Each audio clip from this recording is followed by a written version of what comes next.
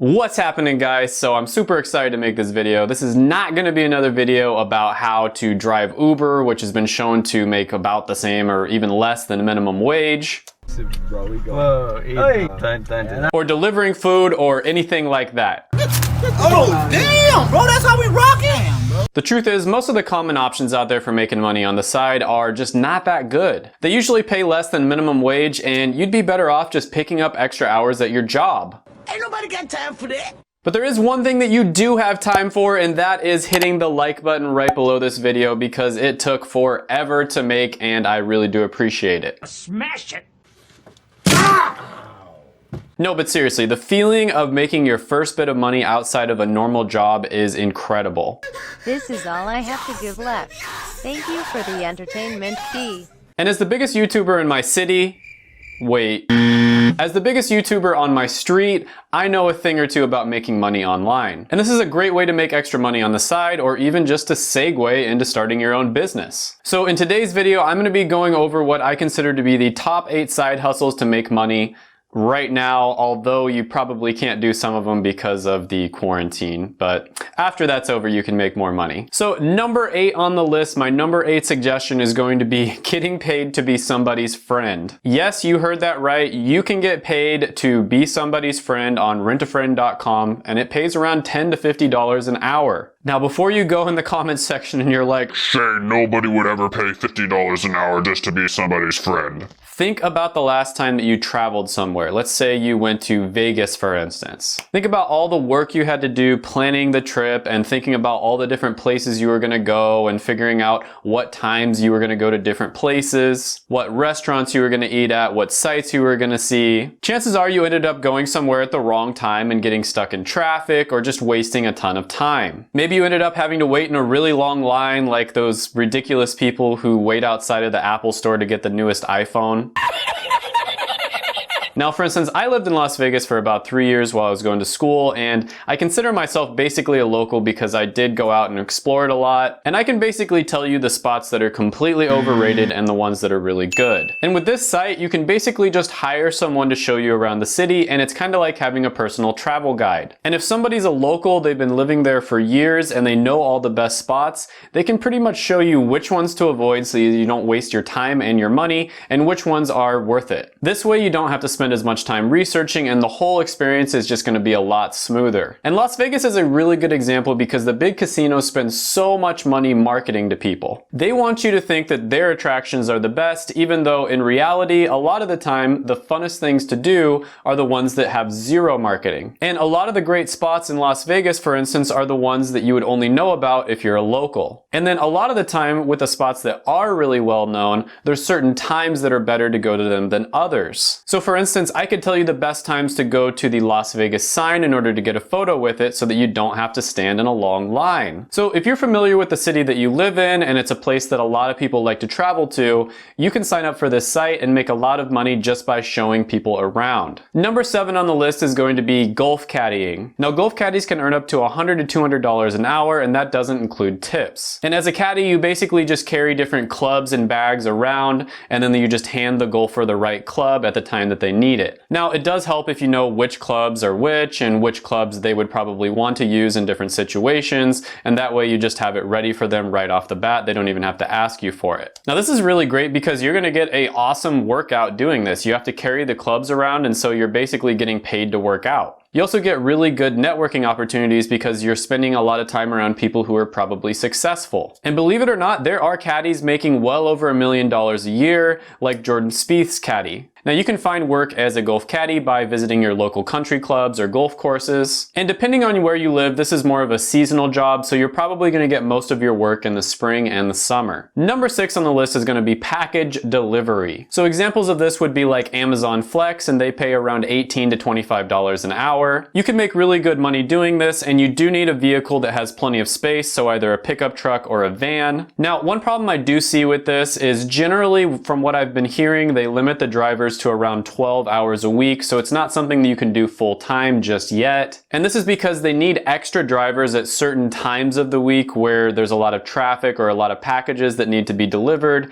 and then they don't need them at other times. It's also a little bit seasonal in some ways because you're gonna get way more hours if you're working during the last 3 months of the year, known as Q4, just because there's so many more packages being delivered around that time. Number 5 on the list is going to be moving and hauling. Now this is one of my absolute favorite side hustles. I've been doing this ever since I got my first vehicle when I was a teenager. So whenever somebody moves or they buy a new couch or they get a new washer or anything like that, they need somebody that's going to move whatever they want moved from point A to point B. And that somebody generally has to have either a truck or a van. And a lot of the time, the big moving companies, the ones that are in your city, have minimum service charges, or they will only help somebody out if they're moving them for like several hours. So if somebody just wants one object moved from point A to point B, they generally can't hire one of these big companies. Either that or they do hire the big company, they pay for 3 hours, and it only takes like 45 minutes to do the job. So most people end up begging their friends who have trucks to help them,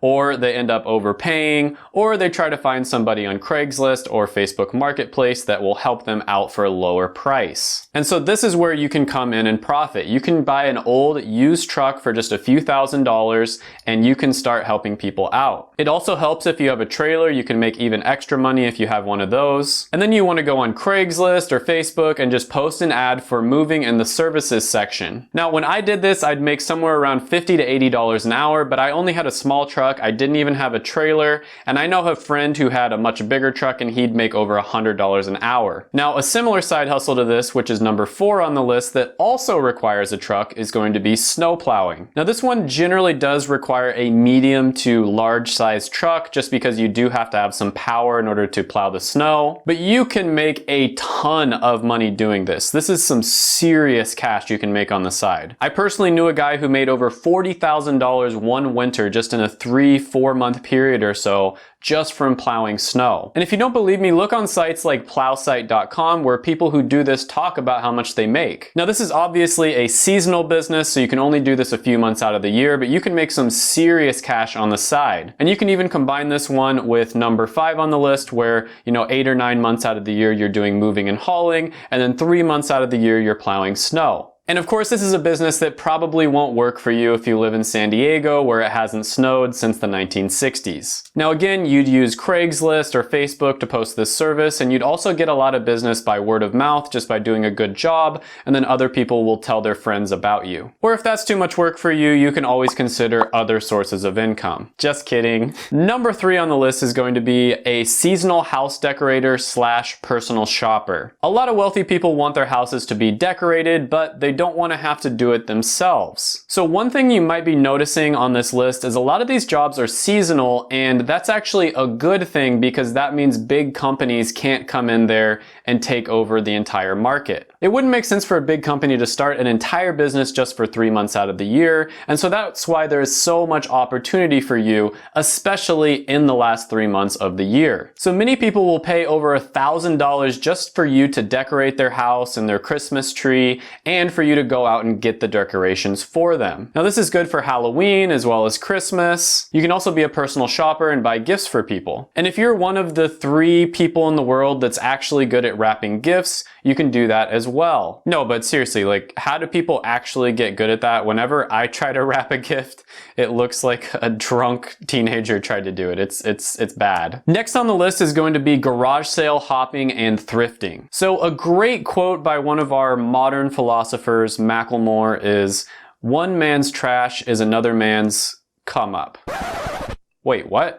Anyways, you can find amazing items at garage sales for pennies on the dollar. Antiques and collectibles are great for making money. Furniture is really great for making money if you have the room to store it. There are a ton of options out there, you just have to be creative. And the best place to look for things to sell is to go on eBay and then look at the completed listings section. And this will give you an idea of what something is buying and selling for on the market. And all you need for this is a phone and a laptop. Now this is one I've been doing since I was in my early teens. I didn't even wait until I had a truck or a car to do this. Now a slightly different approach if you live in a college town is to wait until the end of the semester, and inevitably so many of the students will end up just getting rid of all their furniture, a lot of the times their TVs and different possessions, and they'll just leave it on their lawn or leave it right next to the dumpster. And I know this sounds gross, dumpster diving and stuff, but I found a fully functional flat screen TV one time that was worth $800 brand new, and it pretty much looked brand new that some frat guy left outside of his frat house when he moved for the semester. Now, if you're too lazy to go out there and actually search for stuff, which I don't blame you with the virus going around, you can try my number one on the list. And that is flipping items online. This can be an amazing side hustle if you have enough cash to buy and sell things. This is another one that I've been doing since I was very young,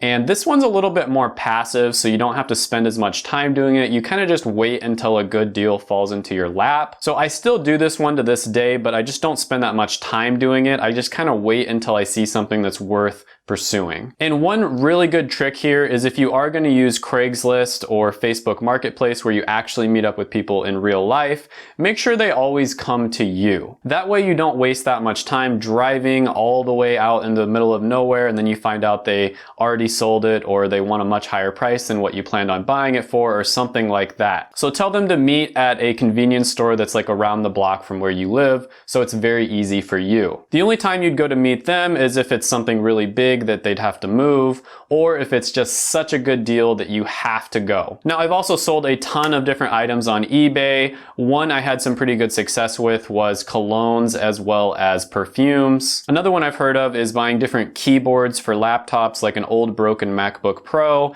You buy the keyboard and then you sell the individual keys for sometimes $3 or even up to $10 for each individual key. So you might buy the entire broken laptop for $30 and then you sell all of the parts for somewhere around $300 to $500. I've had a lot of success with phones, iPads, different accessories, laptops, game consoles, bikes. The trick here is to just be creative, keep an eye out in the market, and just think of different things that people might be looking to buy. You know, people do this with cars all the time as well. They'll buy a broken down car and then sell each individual part for sometimes 3 to 4 times what the car would be worth. And you always want to avoid any item that's in a competitive niche. So something that big companies can manufacture, like for instance, covers for phones, you probably don't want to buy and sell those just because you're going to be competing with big companies. Alright, I worked super hard on these videos and I made these right here just for you. Go ahead, smash the like button, hit the subscribe button, ring the little notification bell, and then comment down below any ideas you have for other videos or your thoughts on this video. Thank you so much for watching and bye for now.